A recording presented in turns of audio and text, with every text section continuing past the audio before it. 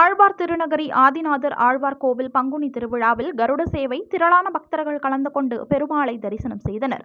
தூத்துக்குடி மாவட்டத்தில் அமைந்துள்ள நவ திருப்பதி திருக்கோவில்களில் 9வது ஸ்தலமாக ஆழ்வார் திருநகரி ஆதிநாதர் ஆழ்வார் திருக்கோவில் அமைந்துள்ளது. இந்த கோவிலில் ஆண்டுதோறும் பங்குனி பிரம்மோற்சவ திருவிழா சிறப்பாக நடைபெறும். இதன்படி இந்த ஆண்டிற்கான பங்குனி பிரம்மோற்சவ திருவிழா கடந்த சனிக்கிழமை கொடியேற்றத்துடன் துவங்கியது.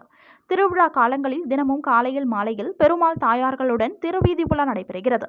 5ஆம் திருநாளான இன்று இரவு 7 மணி அளவில் கருட சேவை நடைபெற்றது. கருட சேவை நிகழ்வை முன்னிட்டு இன்று காலை கோவில் நடை திறக்கப்பட்டு விஸ்வரூப தரிசனம் நடைபெற்றது. இரவு 7 மணி அளவில் கருட வாகனத்தில் பொலிந்து நின்ற பிரானும் அன்ன வாகனத்தில் நம்மாழ்வாரும் எழுந்தருளி பக்தர்களுக்கு காட்சி கொடுத்தனர். இந்த நிகழ்ச்சியில் ஏராளமான பக்தர்கள் கலந்து கொண்டு சுவாமி தரிசனம் செய்தனர்.